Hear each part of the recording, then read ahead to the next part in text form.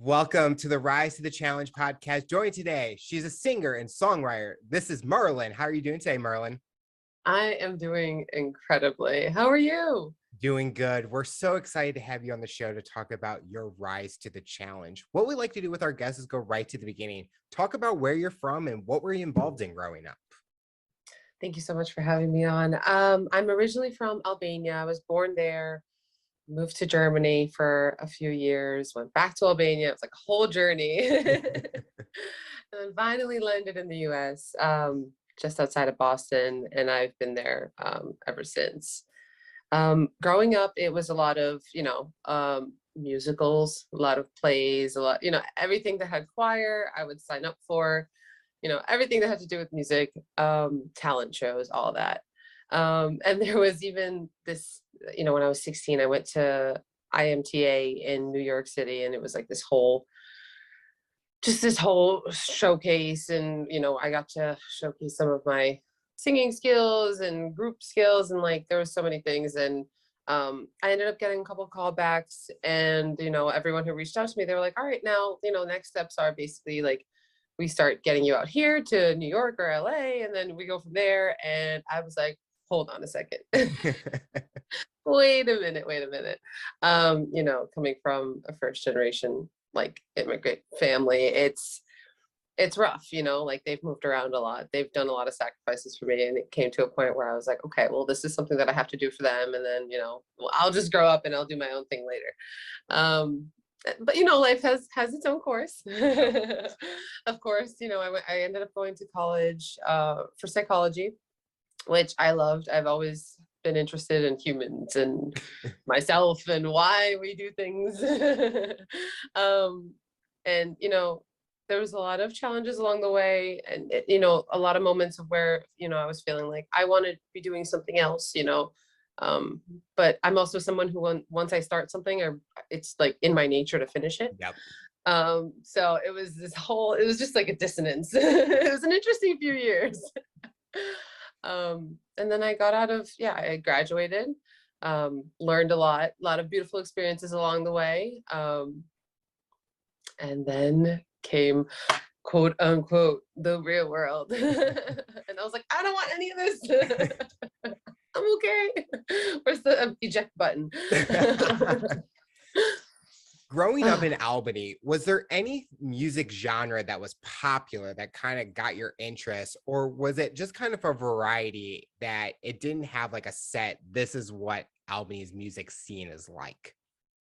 I think there's always like there's a lot of rhythm always, so I think like a lot of rhythmic music, a lot of bass. I think that's what's really important to me. There's certain instruments we use as well, like a lot of flutes and stuff like that. I have yet to get creative with flute in my songs, but I am not writing it off.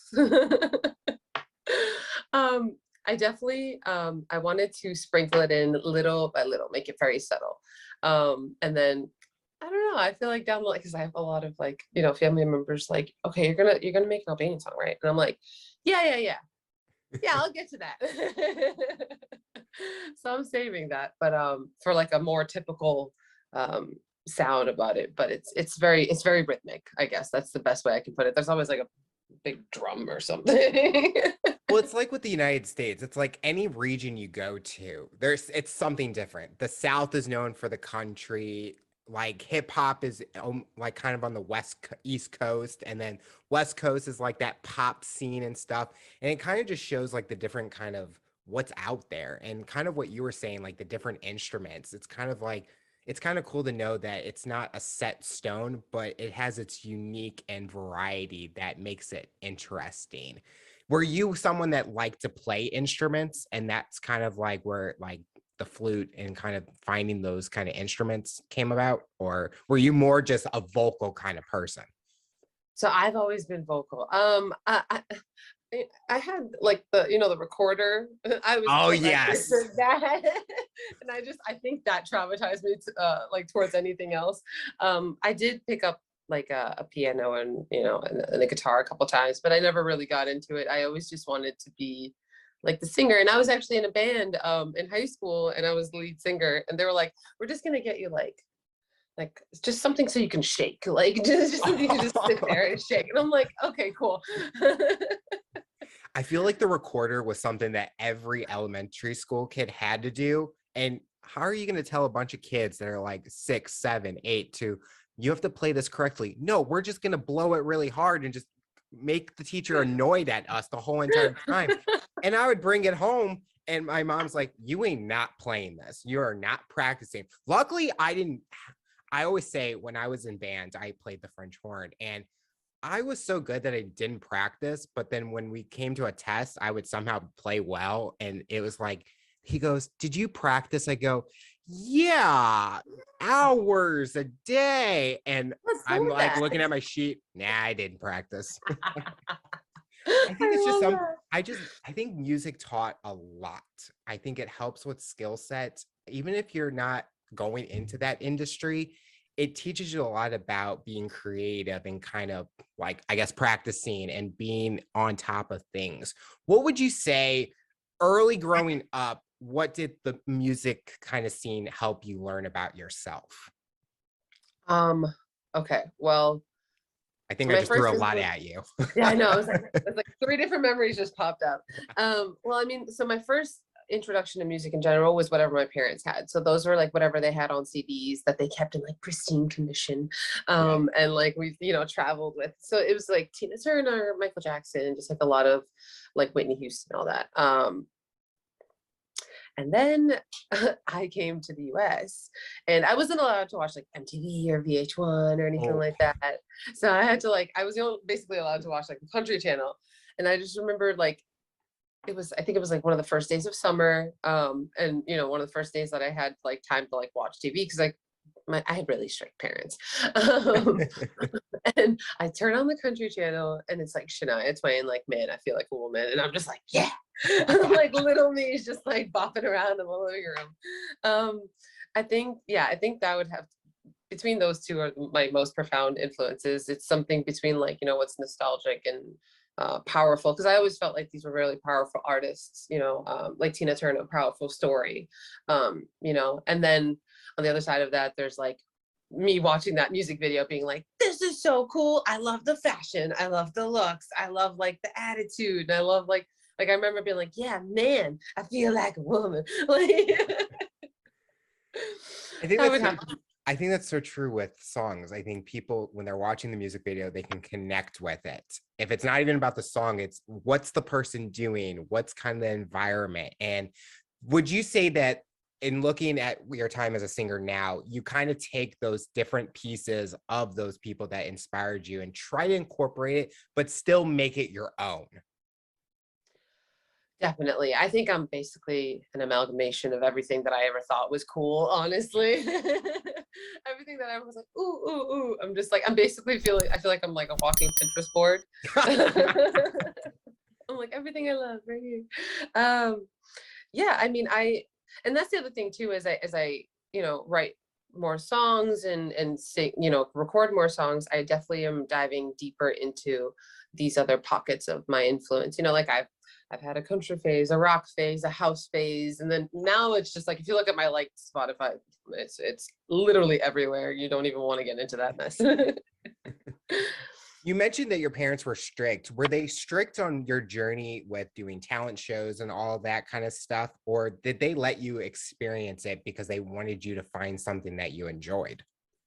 Well, I think they always, so, they this wasn't something that they had back where I was from. So like anything that was like a school event, they were just like, yeah, this must be part of your learning, so you go ahead and do that. They weren't necessarily involved too much in it. It was just something that I just kind of like, I was like, I'm definitely doing this. I signed up, and I'd make sure I went to all the practices and everything. I think I would just tell my mom like 3 months later, like, yeah, we've been practicing for these are the show nights. And she'd just show up, and she'd be like, wow, like you're not half bad. I'm like, thanks, mom. Very like foreign, like, yeah, you're good. Yeah, sure. Do you kind of wish they may have been more involved to kind of like help you feel more confident? Or did you have someone else in your life that helped you be motivated or inspired you instead of the people that like you looked up to, like Shania Twain and all of them? I mean, see, that's the thing. I always looked up, like, it was the celebrities that I loved, so like Shania Twain, Beyonce, like all these celebrities.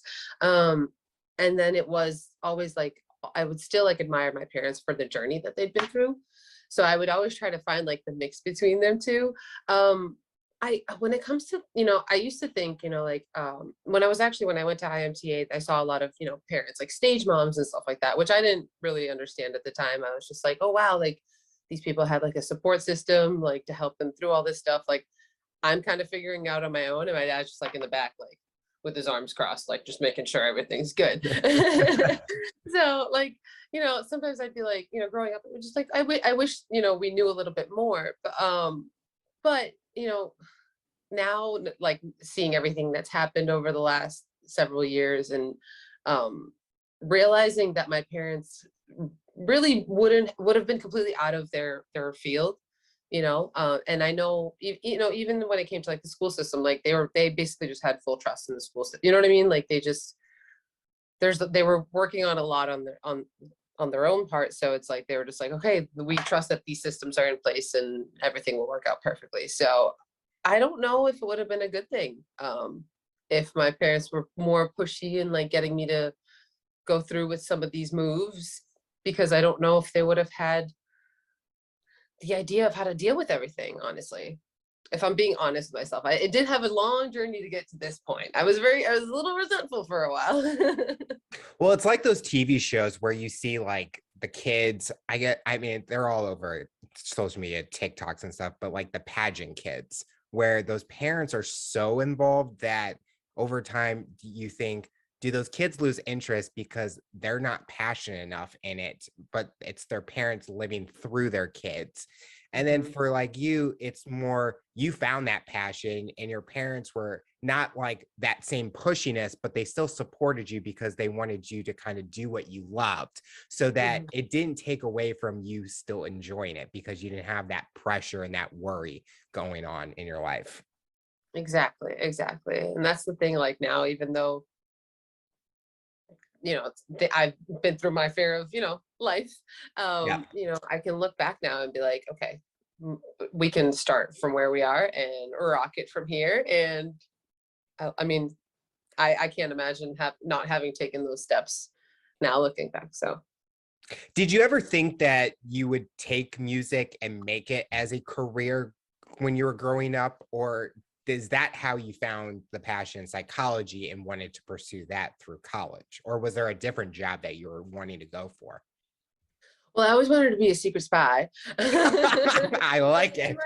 in my head, I was always like, yeah, like this is always like a career I could have. um, I always wanted to, but it was always that dichotomy of like, I knew I had to go to school. Like seeing how hard my parents work, and like my mom going to like going to college, like both my parents going to college and working full time, when we first got here. It was just kind of like there are things that I have to do. And there was no question about it. Um, so it led to a lot of dissonance at times, because like you're trying to follow like your intuition, and you're trying to follow, but you're also trying to make people happy. But where's the point where it's like, I'm doing this because this is good for me, and maybe there's a logical side, and where is it like I'm turning into people pleasing? So I went a little bit on the on the opposite side, but it's okay. We found our way back to balance. Was there ever a moment that you were people pleasing that kind of ended up turning around and you kind of did the opposite and it hurt the relationship that you had with that person? Because I think a lot of people nowadays, they're always trying to do what other people think that they should. And I've Mhm. always grown up to be kind of I was a people pleaser, but then once I had my voice and I spoke out, it's those people that not agreed with, but they supported my decision are the true friends, and the ones that didn't kind of were left behind. 100%. I definitely believe in that. And not only that, but a lot of times, we may want to do or say something in order to make somebody happy. Yep. However, even if we follow through with that, we can either become resentful down the line, or it just ends up blowing in our face one way or another. I just think that, and sometimes we even take away their ability, or maybe even someone else who might have witnessed it that was close by, but like their ability to be like, oh wow, like that's something powerful, that's something hard to do, but it's like it's kind of like when you do the hard things in life, life is easy. When you do the easy things in life, life is hard. So Oh no, that's so true. And I've always wanted to not, it sounds bad, but take the hard route, because I think I right. learned so much about myself and I grow as an individual, because if I went that route and I had to work hard to get it, I kind of feel more confident, instead of like when I see these people that are given everything, it's like you're going to come to that time where it's hard and you're not going to know what to do.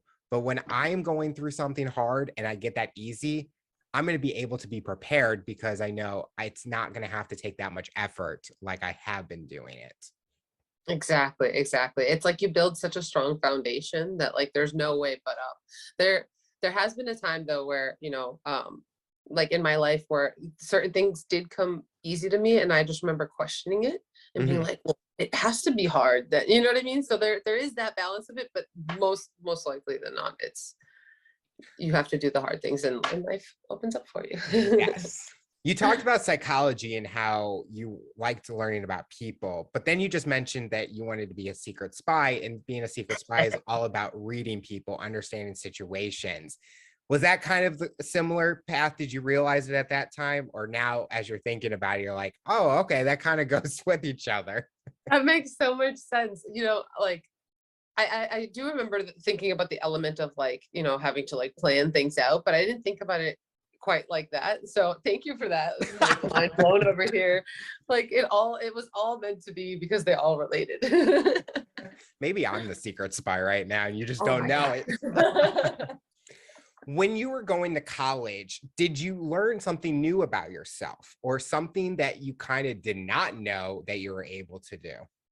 100%. I think that every course, I picked my courses very carefully, and I looking back now, I realize I was basically trying to figure out like myself, my family, like the people around me.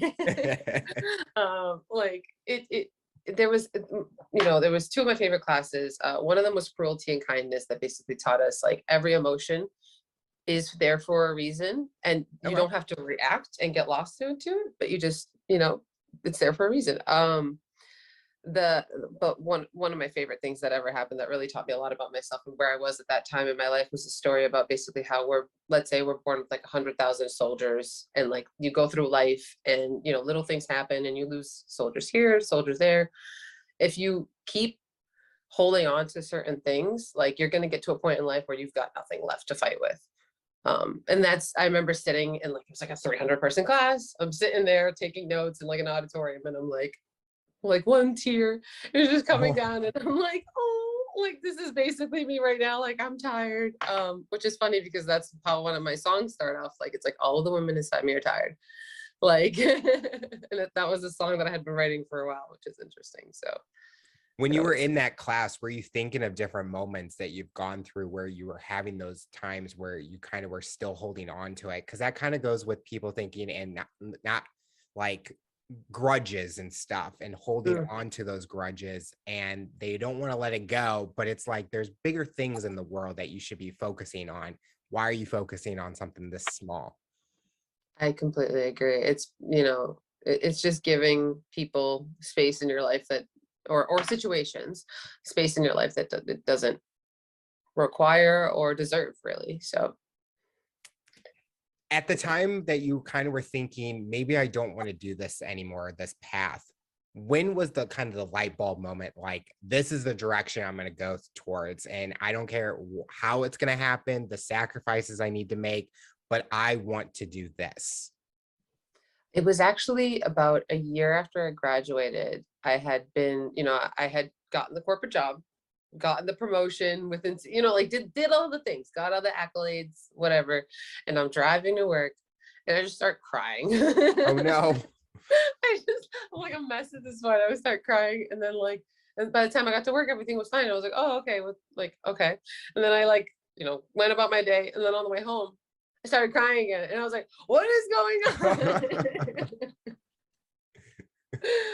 And I think I thought about it for a couple weeks. It kept happening kind of, and I was like, all right, something's up. And it basically, I came to the conclusion that like something wasn't right, and I had to like really recenter with myself, and ended up quitting that job. And actually I went back to Albania for the summer for, it was a couple months, and just kind of like stayed with family, just met everyone that I hadn't seen in years, and just kind of spent some time with myself and had some like serious self-reflection.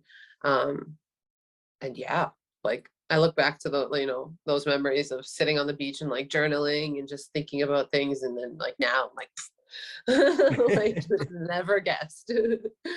Was going back to Albania like kind of like a reset moment? Or after you were there for a couple months, did you ever think maybe I should stay here? It was definitely a reset moment. I think that I think actually when I first got there, it was just kind of like, this whole feeling of nostalgia, like being away from so much of my family for such a large part of my life, that, I was like, like everyone's here. It's like warm, like we have palm trees. Like I live in Boston. It's cold. Yeah, yeah. I was like, I miss palm trees, and it's so beautiful. And, so many things have changed. Like it got so much more developed. So like it was, even for me, it was easier to move around. And I think it was, well, see, this is the mistake I made. I didn't sign up for a cell phone plan while I was there. So I literally had like, I'd have to like go to like the nearby cafe and get like Wi-Fi or something, and I didn't bring any books. So that was the thing. It was just me and my journal, it was nice, designated time. But yeah, by the end of it, I was like, send me back. I want my bed. Give me my things. Close my door. Well, that's the other thing too, being around so much family, you can't close the door. There's no privacy. It's like I had a cousin, an aunt, someone just at all times being like, hey, you want to come for dinner? I'm like, I can't eat anymore. I am full. I'm full for the rest of the summer. Is that usually like family dynamics with families in Albania? Is that kind of like, I kind of imagine it like Italian families where there's so many people in the house, but they all are family orientated and they kind of just enjoy company, and you don't get that kind of quietness because families keep coming over and stuff. That's basically it. It's and then everyone's telling you to eat. Like, have you ever seen in like My Big Fat Greek Wedding? Yeah. It's like, what do you mean you don't eat meat? And it's just like, okay, I'll make lamb. And I'm like, hold on. Like, all I want are tomatoes. Just leave me alone. What were you journaling and when you were there? Was it kind of something that like what was going on, your feelings, thoughts, emotions, or was it like lyrics, and maybe that kind of led to your singing career going in that route?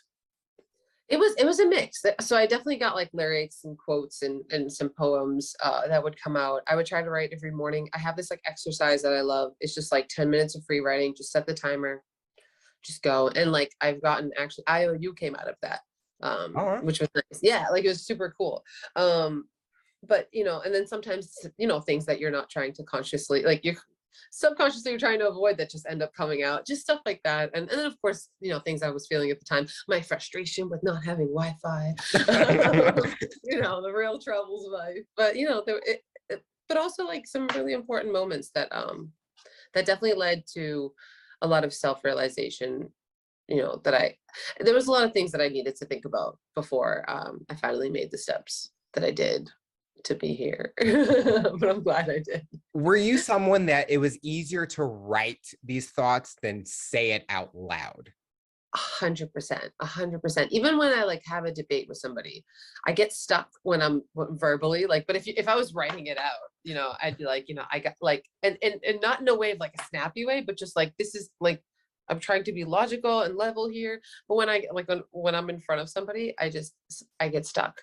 And I think there's a lot of things that I don't want to say out loud. And I'm still finding my voice, and I feel like, that healing isn't linear. It comes in levels and layers. And writing has been a huge tool for that. And I think that was actually something. So I actually started writing when I was 9, around like 8, 9 years old. And I had a bunch of notebooks that were written, like in every crevice, like of every corner, front to back. But I never really read them. Like I would just kind of write and then just close it and like write and close it. Never really read them. And I think one day, I think I was feeling like particularly sad. And I went into the notebook and I started reading it. And there was a couple of things that were in there that I just remember feeling like my eyes open and then just being like slamming it shut and then being like, we're just gonna put that away. Like, we don't want to deal with that right now. So yeah, but lately I've been, for the last few years, I've been a lot more conscious with the writing, and it's been a huge, huge helping tool. And it still is. It's very cathartic.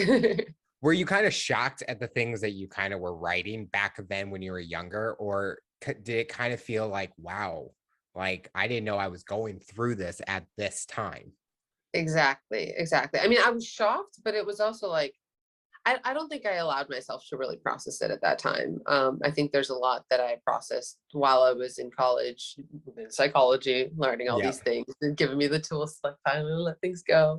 But yeah, I mean, I think I just, once I realized, like, I think I always thought of and I still think of myself as a pretty positive person.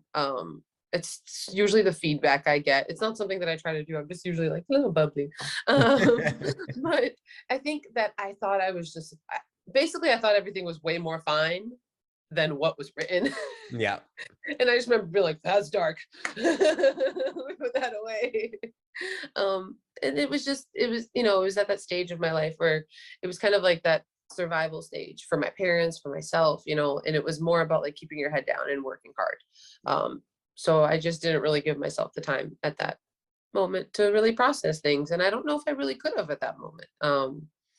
So I guess we repressed it until we could. I think a lot of people can learn from your experience where maybe they're going through something similar where they can't vocalize what they're thinking, but maybe writing is that way that they can, and they'll hear this and maybe that will help them start writing and be able to over time look back at these things and kind of process it maybe a little bit easier. Because it kind of with like, I think people think with therapy or therapists, it's intimidating because it's some stranger trying to listen to everything we're talking about. Or maybe they just don't feel comfortable telling their family or parents or siblings and things like those kind of people. But writing is something quiet, solo that they can do on their own, and they can kind of stay calm and just write it and then process it maybe hours later, not at that time, but it gives them kind of a sense of freedom to just express themselves in a way. I completely agree. That's actually sort of like an exercise I do now. Like if I'm ever feeling really pent up and there's things, I just like, I let myself write, and then sometimes I'll burn it and safely. No fire. We're all about fire safety. But some there's something about like, of course I like to type things out and voice record, like voice notes and stuff like that. But there's something about pen to paper or pencil to paper. And even if you just want to rip it up after, shred it or whatever, it's just kind of like getting it all out of you, and then just being like, okay, that's not me. I see you. I don't actually have to feel this, which is nice. Making that transition to becoming a singer, how did that process start? How did you get your foot in the door, and how did you kind of make that breakthrough in the industry? So, oh my gosh. So I didn't know really where to start. Obviously when I was like, all right, I'm gonna go for music, but like I have lyrics, but like, okay, like what now? So I ended up auditioning for The Voice, and I was in New York City. I actually so I set everything up for the audition, but I missed the audition. Oh Um, no. yeah, it was like a whole thing. It was like a mix up with the flight and blah blah blah. I ended up getting there, and I thought I'd have, I got all the way to the door, had that moment, and I was like, yeah, I'm not like too late to sign in, right? And they're like, yeah, sorry, the person to sign in left like an hour ago. Like we're Oh, just security up here now. And I was like, so I like, I'm in New York. I swear it's like a scene in a movie. I'm like walking down the street.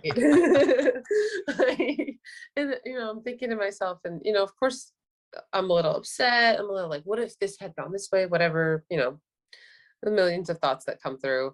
And then I just remember having like a moment of clarity where it was like, okay, Merlin, like you can either get upset about this and then go into this little spiral of depression, or, just questioning and victimhood.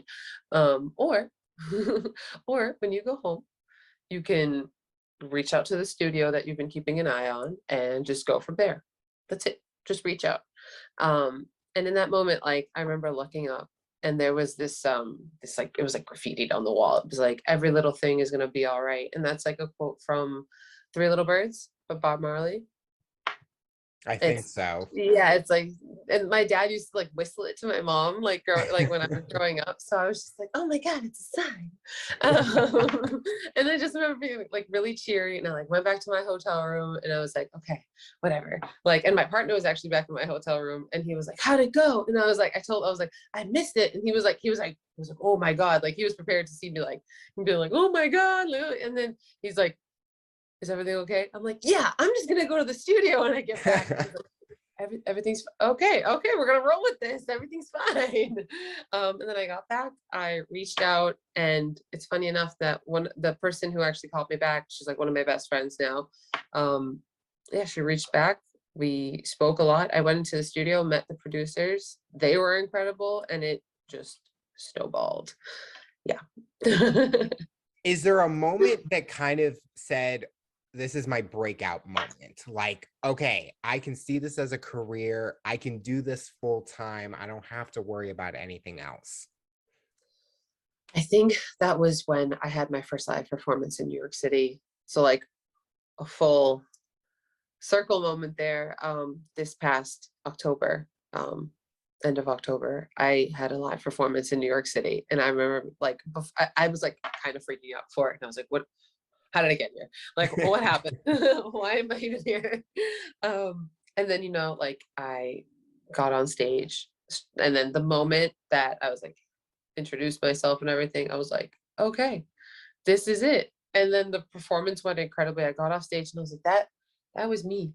Anybody else see that? No, that was me. No one else. Okay, cool. I think that was the moment when I realized that this is real. And that this is just something that like you just have to keep going, and you have to keep going, and you can't let anything kind of get you down. And also just always looking for ways to improve. And that's the beautiful thing now, like even having just put my EP out, I'm like, okay, I already feel like I'm creatively at another level. Well, I'm like, okay, the next tracks that are coming out, like I've like the visions are bigger, like, and it's all coming together even more beautifully, and there's like a cohesive theme and everything. And it's just, I'm very excited. Yeah.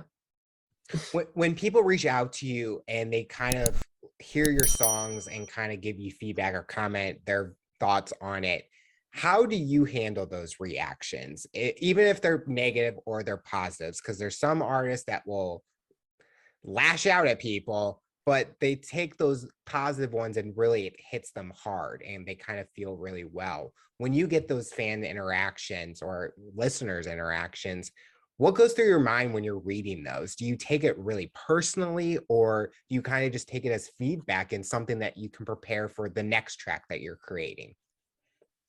I mean,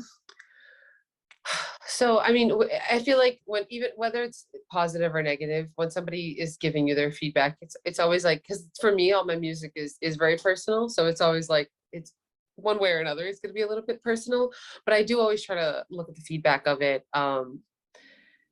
There's been a few, interestingly enough, more of the negative comments have been more from other female artists, which is unfortunate.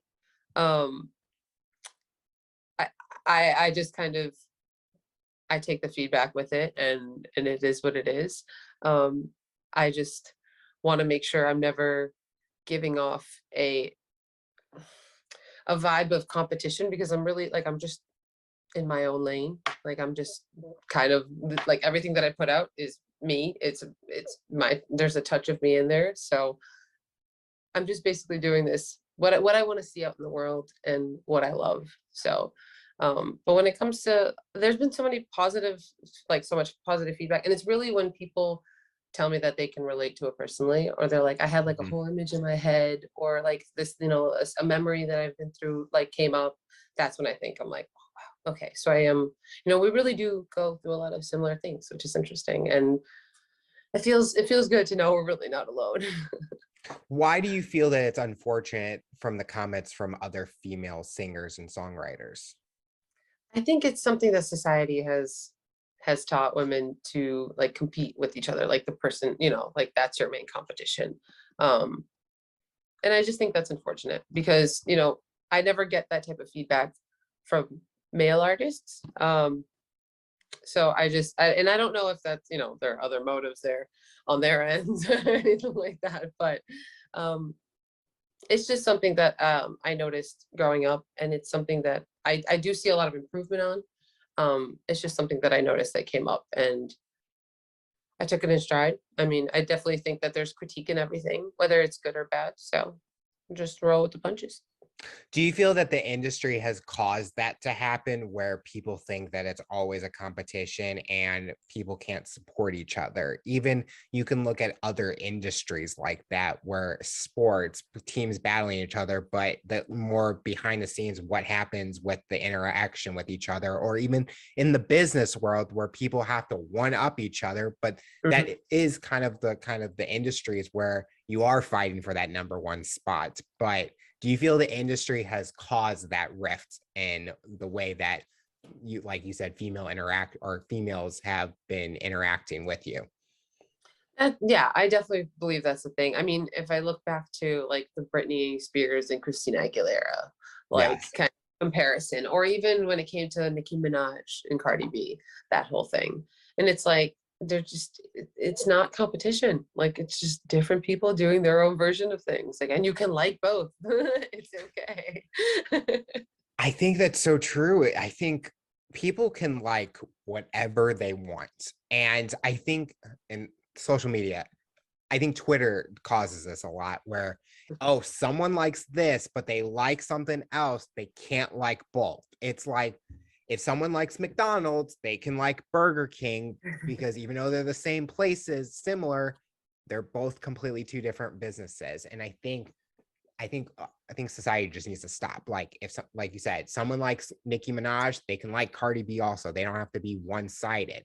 They may not. Some people might only like one or the other, but don't comment or hurt someone because they like the other or both. Exactly, exactly. And I do, but I again, like I think there's improvement and there's always room for improvement, Oh but yeah. it's just, something that we can, it's a pattern that I've seen and we can work on it. That's totally fine. Have you made any music videos for any of your songs yet? Or are you just focused on the songs and not because of the production costs and things like that? So I have made a couple music videos, Love, Code Blue, and Can't Touch This. But I do think going forward for now, I'm going to focus a little bit more on more music. I just want to be able to put out a couple more projects.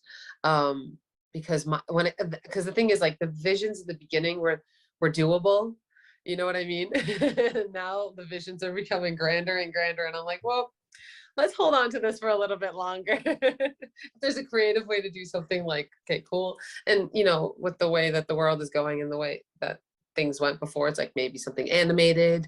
Mhm. Um, you know, but I think I'm gonna focus on the music production for now. I have made some music videos, and that was the first one that I made for Love. I actually it almost didn't happen. We were recording it on a beach, and it was actually Memorial Day weekend. We hadn't realized when we planned it. Yeah, not a great timing for that. Nope. And we're waiting in line to get to this like small reservation beach, which has a lot of very small parking spots, and there's a Mhm. bunch of us in cars, so it was like a full thing. And they ended up turning us around, and I was like, I'm not leaving. I like went off to the side. I was like, I'm not leaving. This is happening. I don't care. And it was one of those things that we just kept positive attitude. And then it was like a race against the sun because we were using the sunset and everything. Like we were using that into the themes of the outfits and everything. So it was like, we gotta get this shot and this one and this one and this one. And it just worked so beautifully.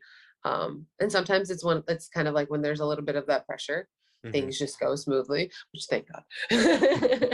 But it ended up going incredibly, and it's one of my favorites to date. And it was the first one that I just like, as soon as the song was like, the producers like played, they're like, this is what we have so far, and it was like bam, whole image. So and it's something that I just keep in my mind. I'm like this can happen for any song. And it's interesting how every time every song that comes out, the lyrics, the vision for the music video or anything, it comes differently. um and there's a lot of patience required. Um, but so far so good. For someone that's listening to this interview that's never listened to your music, what's that one song someone should check out to kind of hear your passion, your vision, the things that you write in your songs? or you're kind of like your favorite? Ooh, can't touch this. Can't touch this. Yeah, it's like a little sassy, and I feel it's got a little bit of house in it. And it's it's something that I feel like a lot of women deal with. It's kind of the whole image that I have in my head. It's like you're at the club, you're just minding your business. You're out with your friends. Somebody comes up to you, can't take no for an answer, No. and all of a sudden they're like, "Oh yeah, you weren't even the pretty friend, anyways." And you're like, "Okay, cool, that's great. Have a nice night." And it's just like that whole vibe of just like, you can't touch this. It's cool. Like, it's fine. Do people think that you got like some vibes or some like themes from MC Hammer's Can't Touch This when they So hear? That's the so first I've thing that got came into my mind when you said, I'm like, she has the same title as another song, but I think it's You Can't Touch This is his song. Mhm. I love it because actually, so I was thinking of that, and I don't know why. I was literally just driving, and I like all of a sudden just the title came up in my head, and I was like, "Oh, that's like I like that." Like, yeah, you can't touch this. And then I was like, "You can't touch this," and I'm just sitting in the car like bopping my head, and I was like, grab the recorder, we got to get this down.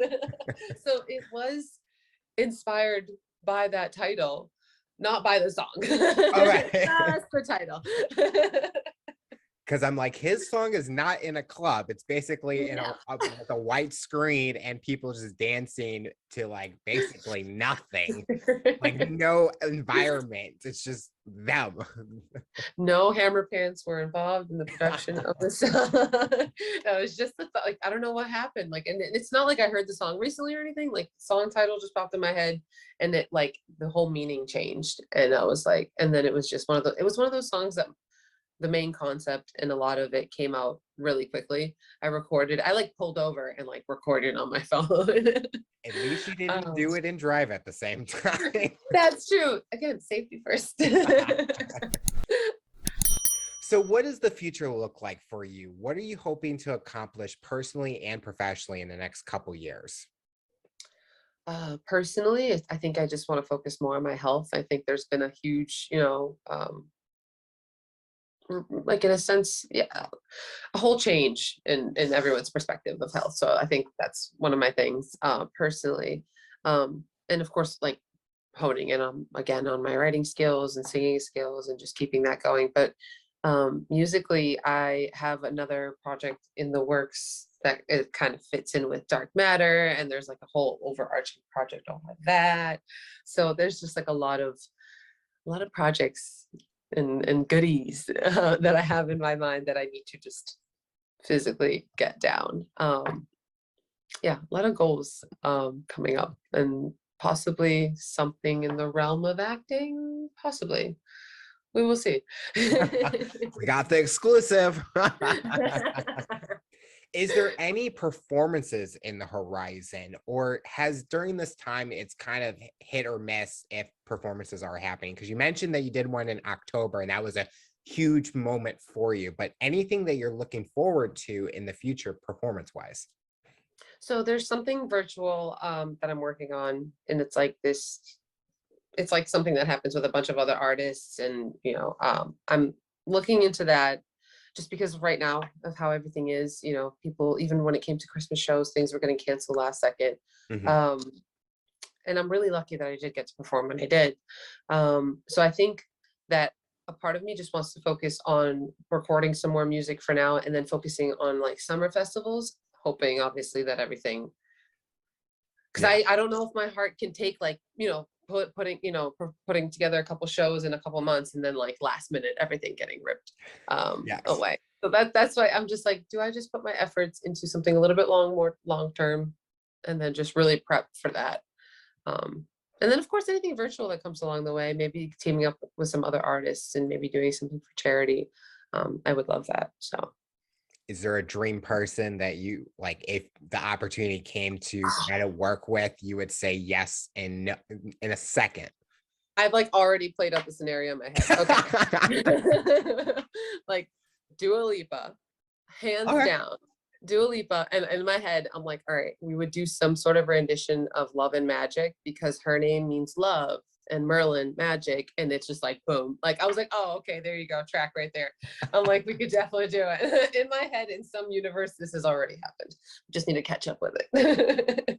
So if Shania Twain said, I want you to come on stage and do Man, I Feel Like a Woman, you would not say yes?